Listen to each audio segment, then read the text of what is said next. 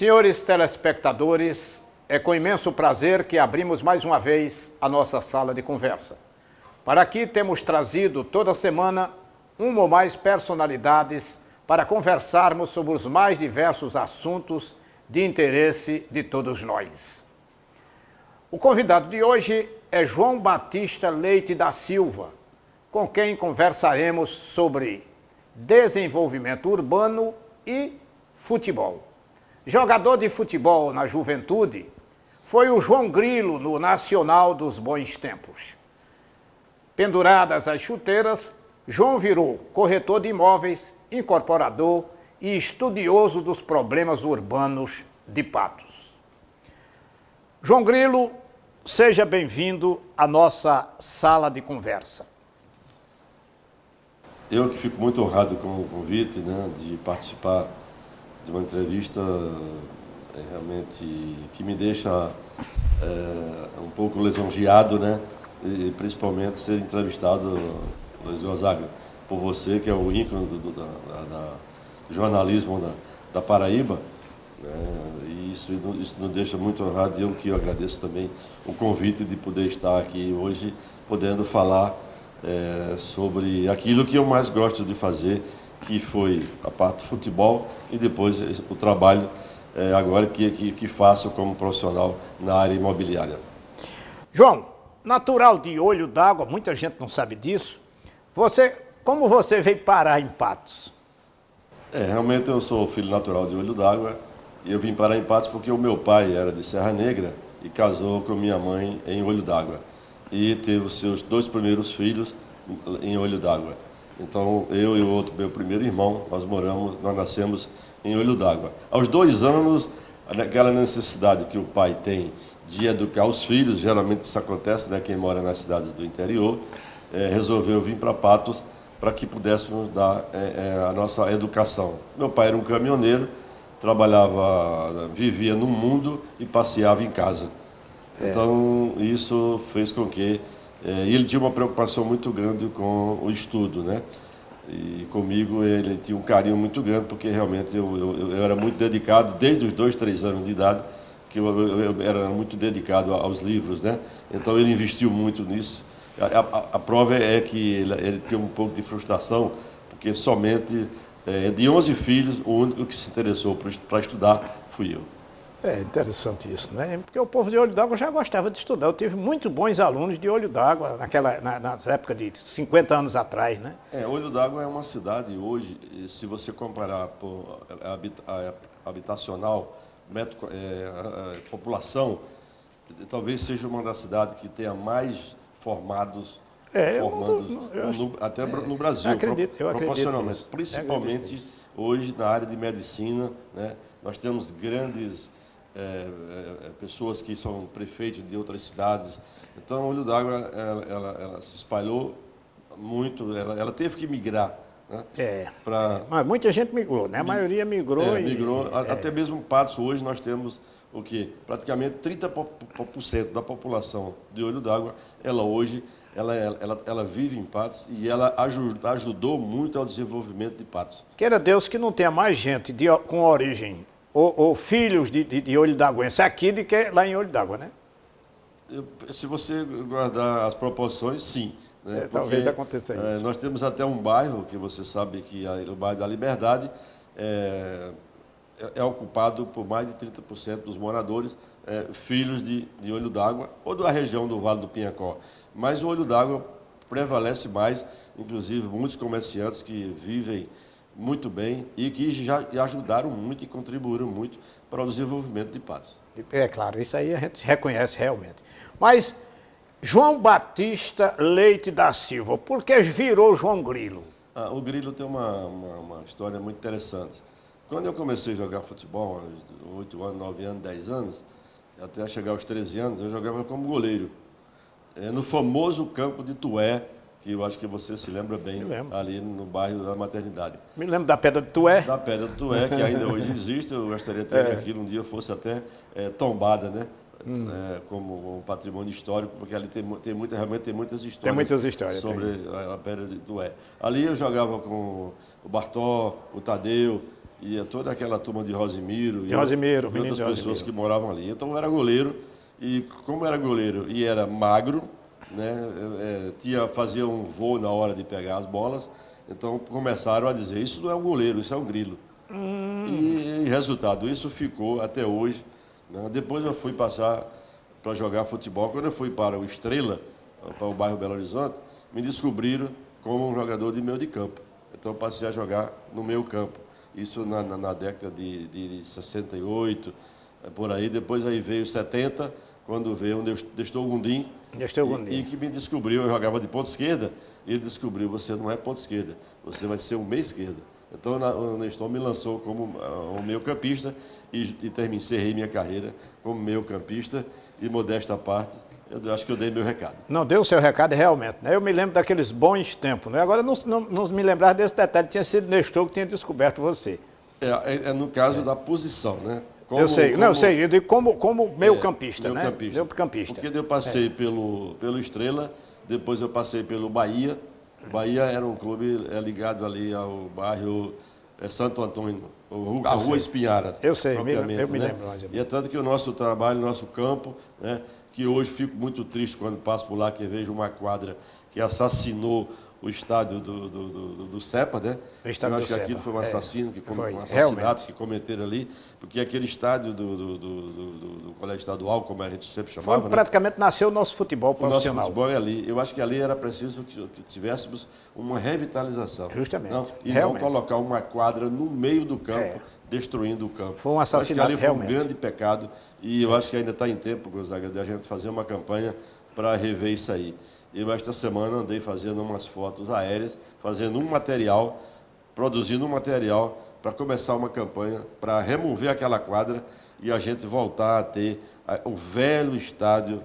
Justamente, que tem história, né? Tem história. Né? Era o campo do Padre Vieira. Padre Vieira, o campo de Padre Vieira. Ali, inclusive, o Edilson Franco fez a primeira narração esportiva da Rádio Espinharas.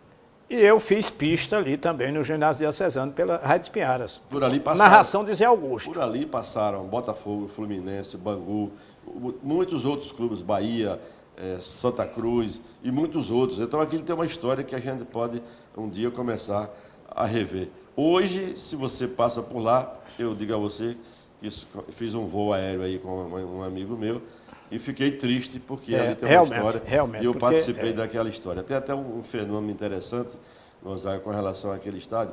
A gente estava fazendo um treinamento físico com o Sebastião Firmino, o nosso Bastinho, né? Bastinho. E vir uma chuva. E o Bastinho disse, não, é uma nuvem que vai passar, né? Resultado, nós terminamos o treino com mais ou menos a água com a metade do corpo. Vixe Maria. A chuva foi tão grande que... A chuva boa, daquela chuva que a metade do campo ficou inundado, né? Vixe Maria. Então tudo isso também são coisas que poderiam ser analisadas e aprofundadas para que a gente pudesse recuperar. Como, por exemplo, o governador recuperou o Estádio da Graça. Justamente. O Estádio da Graça em João Pessoa tem uma história muito... Uma história parecida. Parecida. Tivemos também o Plínio Lemos em Campina Grande, onde o Vitalzinho transformou em uma Vila Olímpica, né? Justamente. Quem sabe se a gente não pode um dia recuperar aquilo ali. E eu vou contar com você e a TV Sol fazer uma matéria lá para mostrar o que representava para a Patos. Até uma arquibancada que tinha lá, que era, foi exatamente demolida. Né? 2 ou três batentes, né? Batentes, porque na maioria a gente ficava, a torcida ficava em torno do gramado. Em torno do gramado. Respeitava só a linha. Só a linha. Né? E muitas vezes entrava em campo para vibrar com o torcedor. Não tinha alambrado naquela época. Não tinha alambrado. Não foi do tempo de alambrado. E havia, interessante, respeito. Havia respeito. Ninguém invadia o campo. Mas, João, já que você enveredou por esse campo, nós vamos, ao final pode até a gente voltar para o futebol. Mas, por enquanto, vamos discutir um assunto mais palpitante para o Patos de hoje. No meio de tanta notícia ruim, nós tivemos um bocado de notícia boa nos últimos dias. O povo investindo no mercado imobiliário ou investindo no mercado, vamos dizer, de serviço, mas por meio disso, vamos dizer assim, incentivando a construção civil. Então vamos nessa área você, depois do futebol, voltou-se para a área imobiliária como corretor, trabalhando também, fazendo levantamentos de topografia nessa área. De que empreendimentos você participou até agora e depois a gente vai discutir os empreendimentos atuais que estão por aí em desenvolvimento. Na realidade, eu comecei a parte urbana e a parte de projetos, a parte imobiliária. O meu primeiro passo foi quando eu ganhei o meu primeiro emprego, na época do prefeito Adherbal Martins. Eu fui trabalhar com o Dr. Geraldo Palmeira. Ali eu comecei como aquela pessoa de serviço, né? Eu sei. Servia o café, fazia...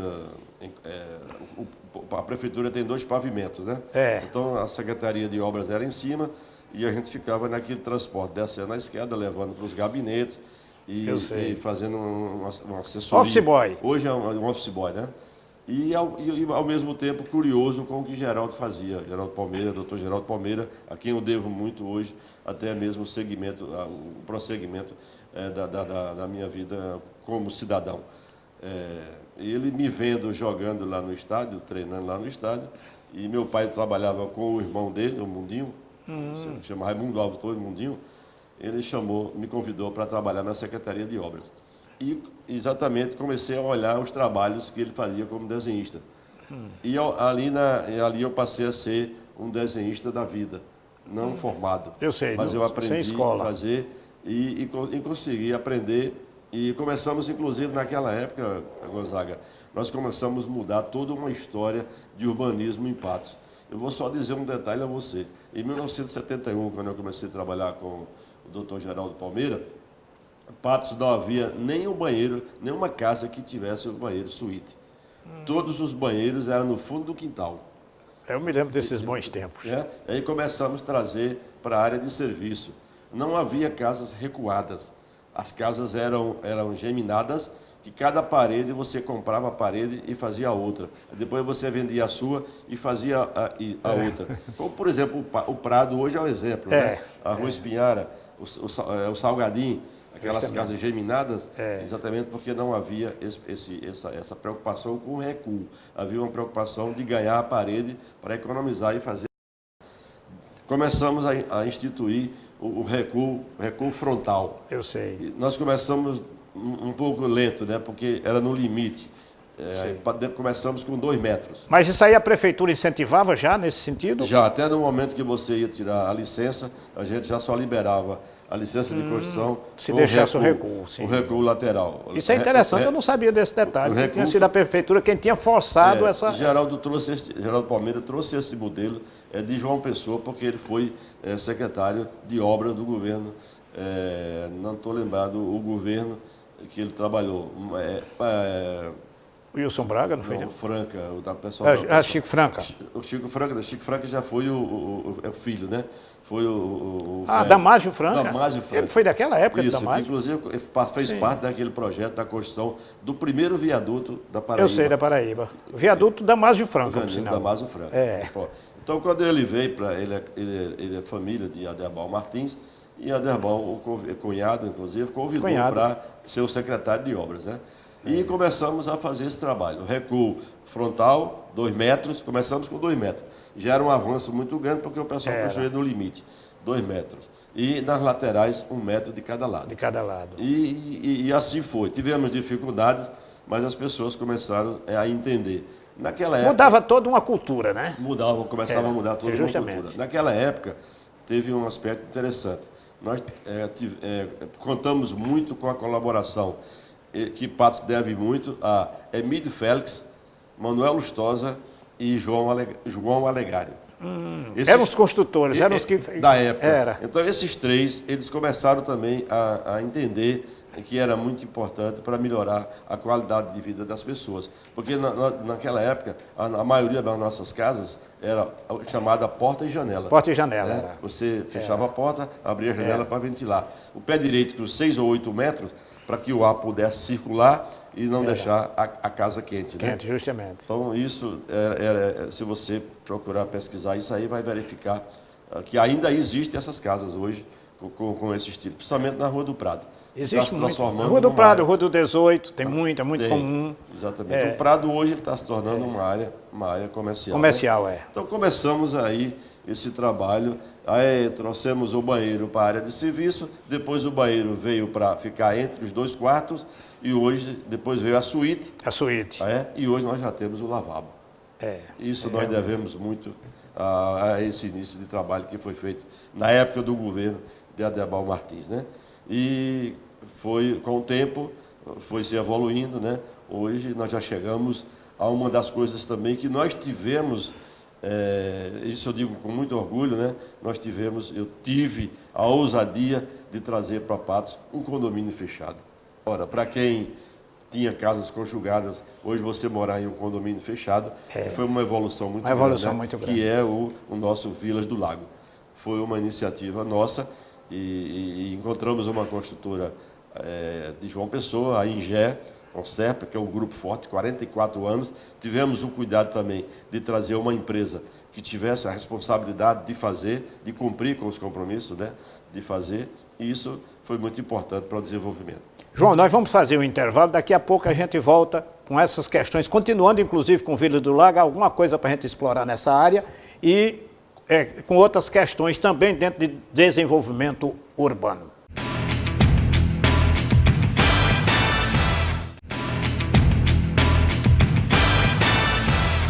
Retornamos à nossa sala de conversa com o corretor, implantador, João Batista Leite da Silva, o João Grilo. João, você falou ainda há pouco sobre o primeiro condomínio fechado. Como é que está a implantação do condomínio a essas alturas? Já está consolidada realmente? Está. O Vila do Lago hoje já é realmente um sucesso. Nós sempre acreditamos, a empresa acreditou. Eu vou dar só um exemplo a você. O nosso primeiro lote nós vendemos depois de 6 meses de lançado.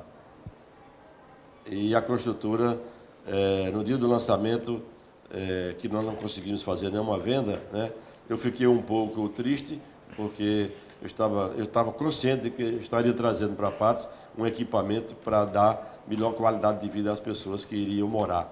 Sei.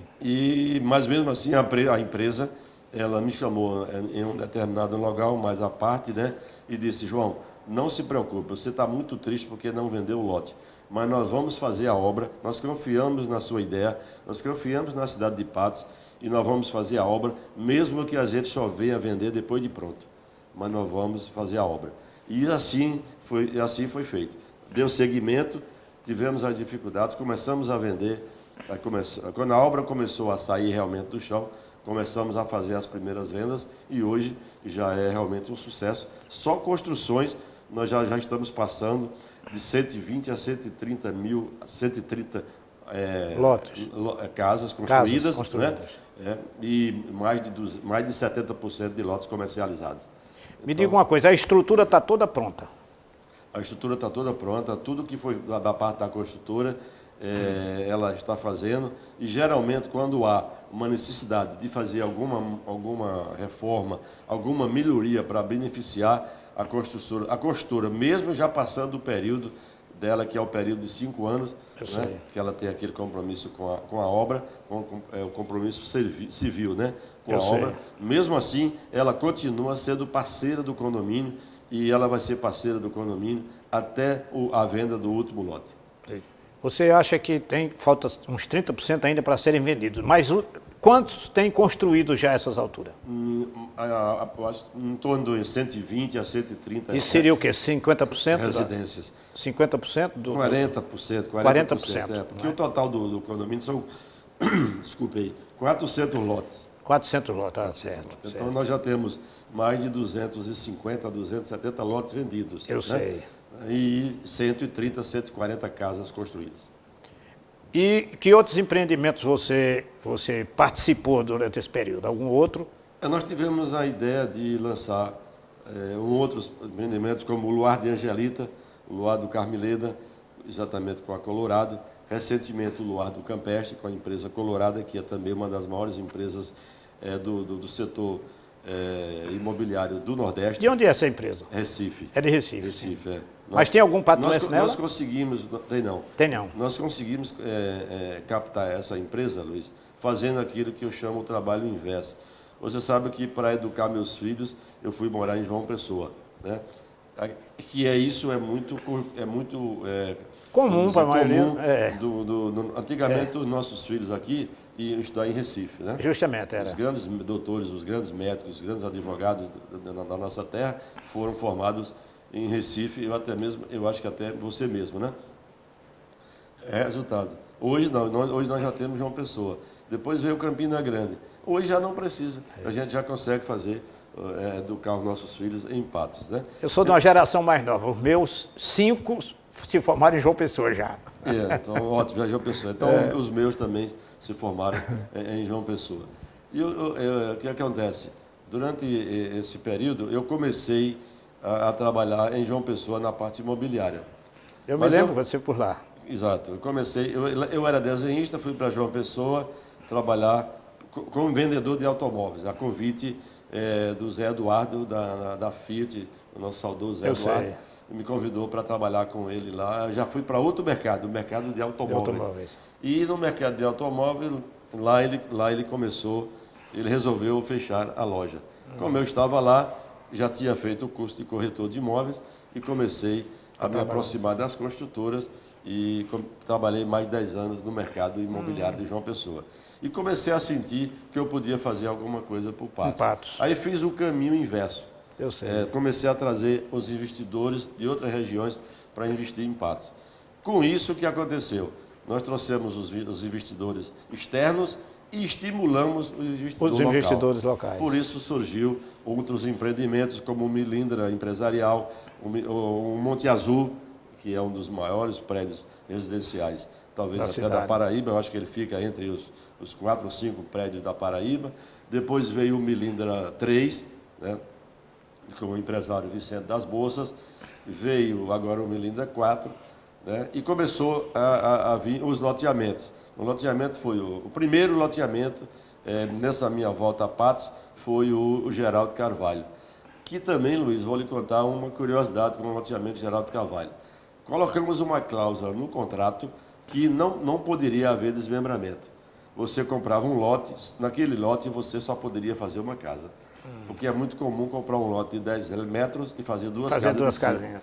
Isso começou agora a aparecer de novo, né? Eu sei. Só que no Geraldo Carvalho, hoje, se você visitar o Geraldo Carvalho, você vai verificar o padrão de construção que existe lá, que foge até a regra, né? Porque depois era o Morro, que na época chamava Morro, hoje Liberdade, e depois o Bivar. E nós tivemos a ousadia de implantar um loteamento já sem poder desmembrar. Hoje a qualidade das casas lá realmente eu conheço lá, realmente tem umas casas muito boas. Muito boa, e até ela hoje é um loteamento que tem que ser, o município tem que ter uns olhos voltados para ele, porque inclusive lá nós também tivemos, Luiz Gonzaga, se você não sabe, a APAI, ela nasceu naquele lugar exatamente porque quando eu implantei o loteamento, criamos aquela quadra, onde eu cheguei ao prefeito Dinaldo Vanderlei e disse: essa quadra aqui será uma quadra destinada à construção da APAI.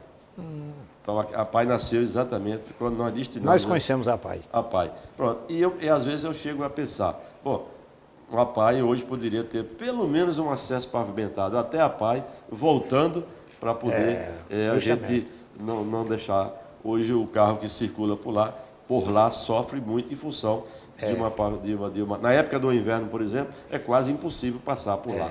Então eu deixo aqui até esse apelo aqui ao poder público para fazer, pelo menos mínimo, até chegar né? Mínimo, já que não há muito apoio do poder público à APAI, infelizmente, né?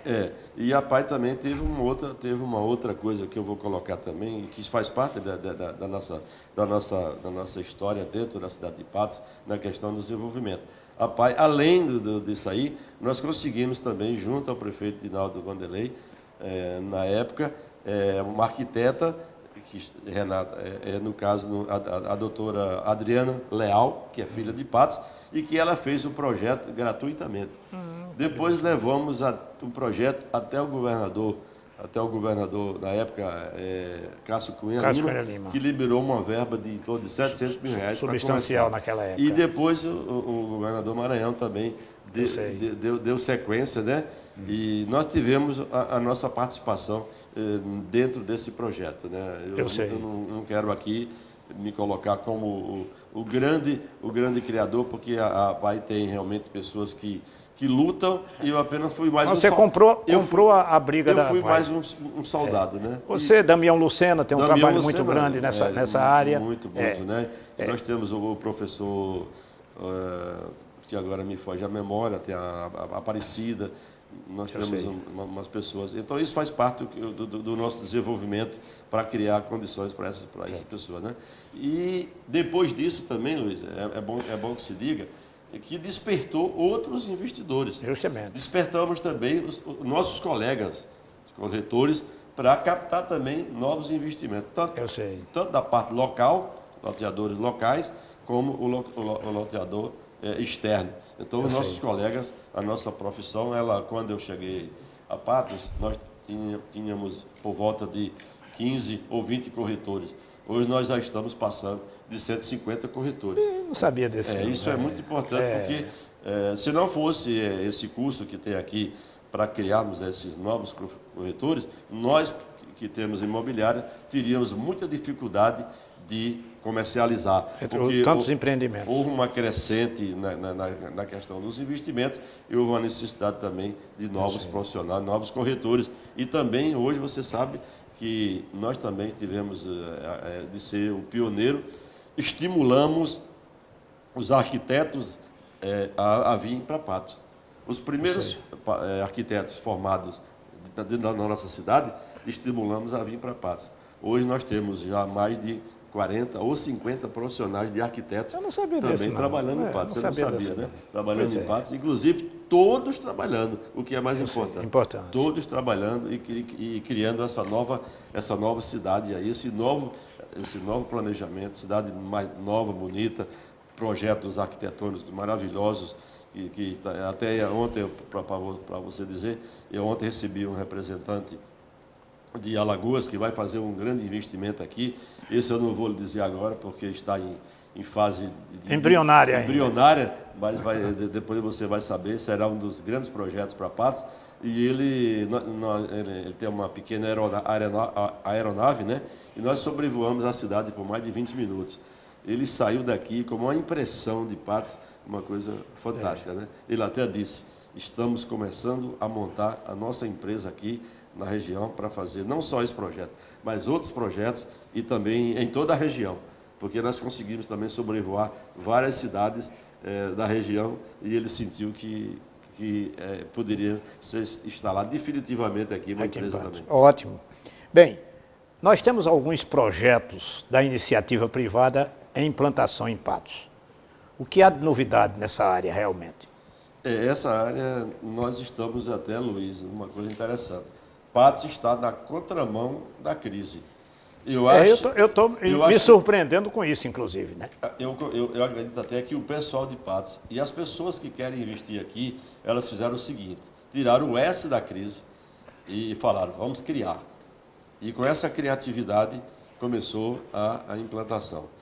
Então, o que é que está aí? Isso veio o trabalho também, formiguinha, dos nossos parceiros. Desculpa, eles vão largar mais uma vez. Dos nossos parceiros corretores, né? Que eles são exatamente os que fazem a captação. Né? Então, nós temos agora, já aprovados, né, para iniciar, o shopping, o Pato Shopping. Para iniciar, não. Já em pleno andamento. Em construção, exatamente. Agora, em obra para fazer um novo o Atacadão, que é do Grupo Carrefour, uma obra importantíssima. Tomei conhecimento, não posso dizer isso com segurança, mas só a construção, será uma construção de 5.600 metros quadrados, só de área coberta, numa área de mais de 50 mil metros quadrados. 50 mil metros quadrados são 5 hectares, 5 campos de futebol. 5 campos de futebol. Imagino que é isso para o desenvolvimento de uma cidade, né?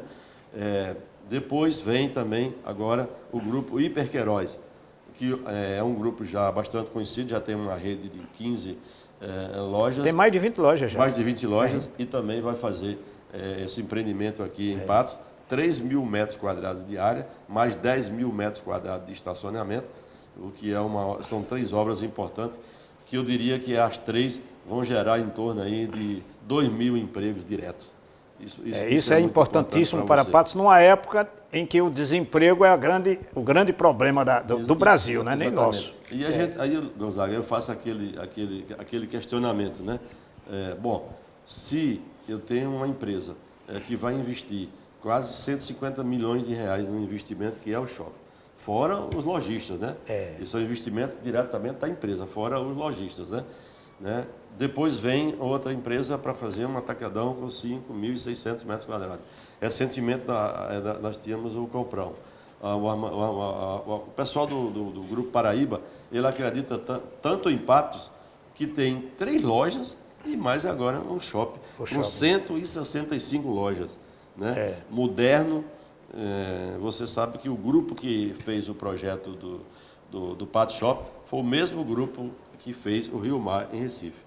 Não sabia desse detalhe. Também. Mais um detalhe para a população saber, né? Então, será um shopping de uma qualidade arquitetônica, de qualidade de vida muito importante. Isso aí é importante, porque o poder público, muitas vezes, faz uma obra motivada por alguns outros interesses. Mas a iniciativa privada, quando ela vai, é porque ela sabe que vai ter lucro ali. Então, ela só aposta naquilo que acredita. Né? Todos trabalham com pesquisa. Justamente. Ninguém trabalha com pesquisa. Né? Ele sabe o potencial consumidor da região, sabe o poder aquisitivo da região, sabe o que tem na região como, vamos dizer, a população que vai ocorrer para aquele empreendimento. Tudo isso ele mede. Né? Ninguém faz isso sem pesquisa. Nós também, recentemente, Luiz, eu vou lhe afirmar, nós contratamos, que eu digo, foram várias empresas, né? Nós contratamos uma pesquisa sobre o mercado da região, da região metropolitana de Patos. Certo? E essa empresa, ela, para você dizer como o pessoal acredita na cidade, hoje foi contratada uma empresa que, para você ter uma ideia, um dos clientes dela é o Grupo Alphaville. Sei. Então, daí já dá para você medir o potencial dessa empresa, que já fez 3 pesquisas em Patos e teremos mais 3 empreendimentos a ser lançados em Patos em função da pesquisa feita por essa empresa. E ela mostra números impressionantes, né, Luiz, sobre a nossa cidade. Números que eu não conhecia, mas tive também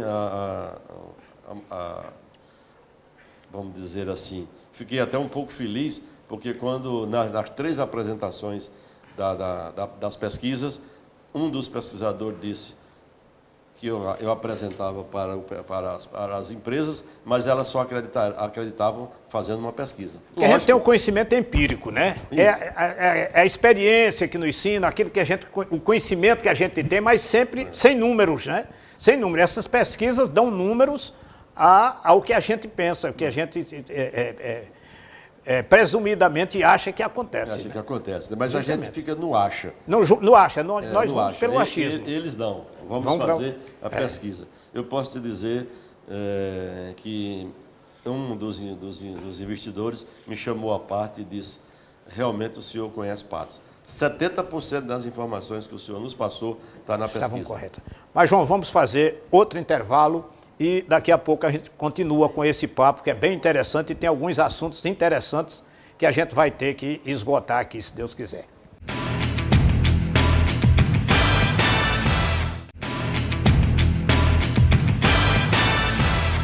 Voltamos à nossa sala de conversa com João Batista Leite da Silva, ou simplesmente João Grilo, falando aqui sobre desenvolvimento urbano. João, a construção do shopping vai certamente causar impacto no trânsito daquela área, onde está sendo construída, né? E uma área que já tem um certo movimento de trânsito e com a construção do shopping isso vai ultrapassar muito a capacidade daquele trecho. Está sendo tomada alguma providência de parte do poder público para minimizar esse impacto, ou a empresa já previu alguma coisa nesse sentido de minimizar esse impacto? Essa pergunta sua é muito pertinente, até porque o problema de mobilidade hoje é um problema nacional. Justamente. Não é um problema de Patos. O que acontece é que você tem que começar a fazer alguma coisa. Não podemos deixar de acrescentar que o primeiro passo que foi dado para que a nossa mobilidade fosse ter o início para melhorar, até então a gente não tinha essa preocupação, nós temos que louvar aqui a atitude do governo de Nabuco Wanderlei, o primeiro governo dele, que ele criou a STTran. Então, ele já foi um avanço muito grande para que a gente pudesse ter uma melhor mobilidade, né? Isso já melhorou muito. Só que foi passando o tempo e não houve um segmento daquele projeto inicial. Virou mais cabide de emprego e fabricação de multa, né? Esse é um ponto que a população até reclama muito. Mas esse passo foi importante e realmente nós progredimos muito com relação a isso aí. Houve um progresso. E você sabe que no começo disso aí, dessa implantação, o que foi de críticas, o que foi disso ou daquilo, não foi... Não, eu sei disso. Só tendo a coragem de fazer, justamente, né? Eu digo até que o governante tem que ter a coragem. Por exemplo, a coragem que Nabuco teve na época e a coragem... Aqui eu não quero falar de política, estou falando no aspecto de administração de ter mesmo. Uma visão administrativa. Por exemplo, nós dois grandes começos de mudança na Paraíba e em Patos. A STTran e depois a coragem do Ricardo Coutinho, quando assumiu o governo da Paraíba, em mudar todos aqueles costumes que até então era difícil você ter a coragem, porque o governante ele tem que ter a ousadia e a coragem de fazer sem olhar para o voto. Justamente. Sem olhar para o voto. Então, começamos isso aí. Mas a cidade foi crescendo de uma forma tão rápida. Nós estamos, Luiz, num crescimento que a nossa pesquisa mostra que nós crescemos nos últimos 4 anos 2,7 ao ano. Nós passamos de 100 mil e 1.500 habitantes, no último censo do ano 10 mil, nós chegamos ao ano de agora 2016, nós já estamos com 109 mil. Daqui a pouco o IBGE deve dar, agora não sei qual é o período que ele vai informar, mas nós já estamos com números que já chegam a 109 mil, o que dá esse crescimento. E temos certeza que agora, com esses investimentos, nós vamos crescer numa taxa maior, tanto populacional, como também em investimentos para gerar emprego e renda. Mas lá no shopping, o que está sendo feito e o que é que ainda falta ser feito? Voltando ao shopping, eu até faço aqui uma pergunta que eu fiz ao Marcos Eduardo e fiz a outras pessoas ligadas a essa área. O que estamos fazendo, o que o município está fazendo, o que nós estamos fazendo como sociedade também para receber o shopping? Porque eles estão fazendo um investimento. O que nós estamos fazendo para receber? Justamente, na isso aí é que é mobilidade, importante. nós já temos hoje um grande gargalo no aspecto da FIP. De 5 horas até as 6 horas, nos 3 turnos, manhã, tarde e noite, nós já temos ali hoje realmente um grande problema. Imagine que com a construção do shopping, nós vamos triplicar esse problema. Justamente. Porque há um cálculo de 5, 6 mil pessoas por dia no shopping, isso na semana. No final de semana isso vai dobrar. Imagine uma promoção de um grande grupo, de uma grande âncora. Uma grande âncora, uma promoção. Nós vamos levar ali 10, 15, 20 mil pessoas para aquela área. Como chegar àquela área? Né? Ela tem uma entrada pelo projeto, ela tem uma entrada pela Horácio Nóbrega e tem uma entrada pela lateral ali da linha férrea. Entre a linha férrea e o shopping. Tem aquela estrada hoje que ainda é uma estrada carroçável, né? Justamente. Carroçável. E que eles vão revitalizar toda aquela área e vai voltar. Essa informação eu já posso te dar, porque eles já me colocaram no projeto que vão fazer ali em torno passando por baixo da ponte. Da ponte do trem. Então vai criar toda uma... Porque ali tem um acesso por baixo da ponte do trem, né? Já tem um acesso. Tem acesso. E eles vão revitalizar tudo ali, uma super iluminação, até porque nós temos ali um terminal hoje das vans. Das então vans, elas já podem chegar ali, entrar, deixar o pessoal no shopping, volta para o seu lugar, as pessoas vão até o shopping, usam, Justamente. eles vêm, faz a captação do cliente com a própria van. Mas temos um automóvel. O automóvel que vai...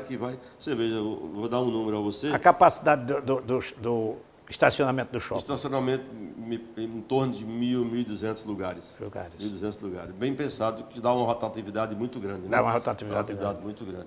Então, eu até conversando com eles, me ofereci. Eu fui como membro do Cresce. Como membro do Cresce. Eu sei. É autorizado pelo nosso delegado do Cresce. Eu fui conversar com eles o que é que nós podíamos fazer para, junto aos órgãos como GIASP, Prefeitura e outros, Rotary. Mobilizar a sociedade. Mobilizar a sociedade no sentido de melhorar o acesso para chegar ao shopping. Eu vou dar só um exemplo a você, Luiz. Se você vier do Belo Horizonte, do Horácio Nóbrega, você vai ter que vir lá na Praça Getúlio Vargas, fazer um contorno ali por aquelas oficinas, que é um problema sério, ou então pegar Paulo Mendes, mas quando você faz o percurso, você sim vai se defrontar com um semáforo. Imagine quantos carros vai ser, vai aglomerar ali. Nós vamos chegar talvez até lá o Patos Tênis Clube, né? Justamente. O Patos Tênis Clube de engarrafamento, né? Certo? Então esse é um problema. Como ajudar a resolver isso aí? Né? Vamos, por exemplo, a Cana da Laranjeira, lá tem um muro. Vamos tirar o muro. Tem a 5 de agosto, tem um muro. Vamos tirar o muro. E vamos criar novos acessos por ali. Outra coisa, se o empresário daquela área for inteligente, tirar os 2 muros, ele vai ganhar um belo estacionamento para ele explorar. Porque o estacionamento talvez não dê para atender tudo, porque quando nós juntarmos a FIP e o shopping, nós vamos ter ali por volta de, em torno de final de semana, ou durante o período da semana, nós vamos ter por volta de 5 a 8 mil carros estacionados, tá certo? Até porque hoje tem uma cultura interessante, Gonzaga, e nós não temos o transporte urbano. Infelizmente do Porto de Patos... Então, tudo é na base do automóvel. Então, e outra coisa, as pessoas elas são tão acomodadas às vezes, nós somos, não vamos nós dizer somos de modo geral. De modo geral. Se a gente pudesse, a gente entrava com o carro para dentro do shopping. É verdade. Tá certo? É verdade. Porque a gente acha que deixar o carro... Aliás, os shoppings às vezes faturam mais com estacionamento do que com a locação da loja. O shopping Manaíra, o shopping agora, o shopping lá que tem lá na praia. Mag Shop, chama Mag. O Mag Shop hoje, né? O Mag Shop hoje ele já ampliou mais de 5 ampliações para atender a demanda. A demanda, E a nossa demanda aqui, ela é muito crescente. Ela é muito crescente e que é um grande problema nos próximos 5 anos, não só com a questão do shopping, mas todos os empreendimentos que estão surgindo em Patos, nós temos que ter uma melhoria muito grande na parte de urbanismo. Realmente. Aí, João, o poder público não tem nenhuma iniciativa ainda visando o shopping. Não existe nada programado, projetado? Não conheço. Né? Eu, pelo menos, desconheço também qualquer informação nesse sentido. Eu estou perguntando porque, como você então, nós podemos... circula nessa área, podia estar mais bem informado. E existe uma solução agora, que seria ali onde tem a estação, tem toda aquela área antiga ali próximo ao mercado, né? Tem acesso de Jardim Queiroz, Pedra Branca, tem outras ruas que nós poderíamos melhorar muito essa questão do acesso para chegar ao shopping. Né? Se não for feito isso, nós vamos ter um grande problema de tráfego naquela área. Inclusive, a Prefeitura está com um projeto aí de calçar e pavimentar não sei quantas ruas em Patos. E parece que não contemplaram aquela área lá não, que eles já podiam ter pensado nisso, né? Contemplar aquela área em termos de calçamento e de asfalto. Este projeto já é um projeto um pouco antigo, né? E já vinha sendo elaborado há muito tempo e eu acredito que ainda não estava contando com o shopping. Né? Mas mesmo assim, nós temos condição de rever isso. Toda aquela área que vem do Mercado Central, do Jardim Queiroz, do próprio Belo Horizonte, do próprio São Sebastião, tudo pode ser feito. É só sentar para conversar. Eu vou dar só um exemplo que eu propus ao pessoal do shopping. Vim pela Pedra Branca, pela Avenida Pedra Branca, e ali, em frente àquele semáforo que temos ali na estação, nós já poderíamos criar uma abertura ali, para que as pessoas não sejam obrigadas a ir ao centro para chegar ao shopping. Elas poderiam já entrar na Pedra Branca, porque já sai num portão frontal que tem no projeto do shopping. Porque o shopping ele tem uma entrada frontal, na Horácio Nóbrega, e tem uma outra entrada na lateral da linha férrea. Que isso aí talvez seja um dos espaços que vai ser mais usado, né?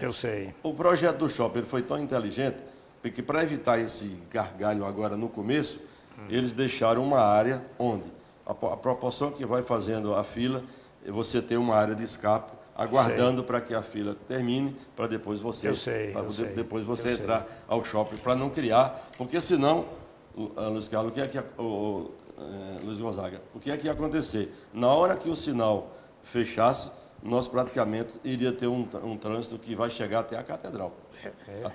Que há esse risco, a gente pensa que não, mas que há esse risco, realmente. Eu posso lhe dizer com toda segurança, ali é um problema sério e que tem que ser bem elaborado, tem que haver uma conversa muito boa da STTRAN, da Prefeitura, dos órgãos responsáveis, né, para com o shopping, para que a gente não crie ali um problema sério ao acesso. Veja, por exemplo, vamos dar um exemplo. Você sabe que o Shopping Manaíra tinha um problema seríssimo, né? E houve uma parceria público-privada. Onde houve um reordenamento completo, financiado praticamente pelo Shopping Manaíra. Pela iniciativa privada. O que poderá ser feito também aqui. Agora, é preciso também que haja uma conversa boa com o shopping. O relacionamento ficou um pouco arranhado. Não sou eu que estou dizendo aqui, a cidade toda sabe. Todos sabem disso. A liberação do alvará, você teve que partir para a justiça. Então, você veja até que ponto nós chegamos. Então, agora é importante que haja um bom diálogo entre o município, a empresa, a sociedade como um todo, vocês aqui da televisão, rádio também, nós podemos fazer uma grande mobilização, o próprio GIASP, né? Justamente. Que é um órgão importante também. Já devia estar discutindo essa questão. Já está discutindo. Eu tomei essa iniciativa, Gonzaga. Sim, já foi discutido lá. Não, eu tomei essa iniciativa e procurei o próprio pessoal do GIASP. Do shopping. Sim, do shopping. Para ver o projeto. E o que nós poderíamos fazer... contribuir a contribuição. Nós, como imobiliária, né, que temos essa preocupação também como todo, como município, a gente do próprio conselho, né, chegar até a eles e dizer, bom, estamos prontos aqui para também dar a nossa colaboração. Posso dizer a você, Luiz Gonzaga, que o nosso escritório, a nossa imobiliária, nós temos mais de 15 sugestões para ser oferecida para melhorar o tráfego daquela região, né? E tem mais essa, me coloquei à disposição para fazer sem honorários, apenas sabendo que com isso a minha cidade vai melhorar a qualidade de vida. Se vai melhorar a qualidade de vida de todas as pessoas no tráfego, em tudo, também nós vamos ganhar com isso, né? E você veja, Gonzaga, não é à toa, é um investimento direto da empresa, calculado aí em torno a mais de 100 milhões de reais. 100 milhões de reais. Pela própria obra lá, você dá para sentir.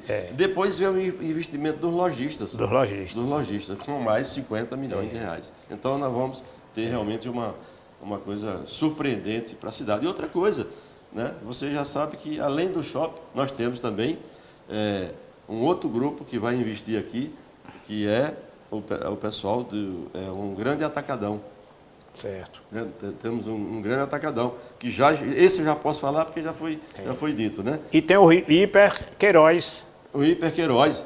Né? Mas, João, infelizmente, o tempo urgiu e até o prometido futebol, você faz parte da história do futebol de Passos, nós vamos deixar para outra conversa. Vamos amarrar uma outra conversa para a gente falar em futebol e talvez voltar a falar dessa questão, que essa questão vai mexer com os interesses da população, nós temos certeza. Eu quero agradecer a você pela sua participação, na nossa sala de conversa e fique à vontade aí para as suas despedidas. Gonzaga, eu que fico realmente honrado, lisonjeado, primeiro por participar dessa entrevista, e segundo por ser entrevistado por você, que é também um ícone da imprensa, uma pessoa realmente inteligente, um polivalente. Eu posso usar essa expressão, que você é um polivalente, né? E eu também fico muito honrado, agradeço o convite e estarei sempre à disposição para, dentro dessa área de urbanismo, né? Se você não sabe, o meu primeiro emprego foi na prefeitura, depois eu me transformei em desenhista. E por muito tempo colaboramos com Patos também na questão das construções, né? E agora na área imobiliária, onde já trouxemos para Patos grandes projetos que geraram emprego e renda, né? E crescimento para a nossa cidade. Muito obrigado e estaremos sempre à disposição quando for esse assunto, e também se você depois quiser entrar em futebol, estarei também à disposição. Muito obrigado aos nossos telespectadores e até a nossa próxima sala de conversa.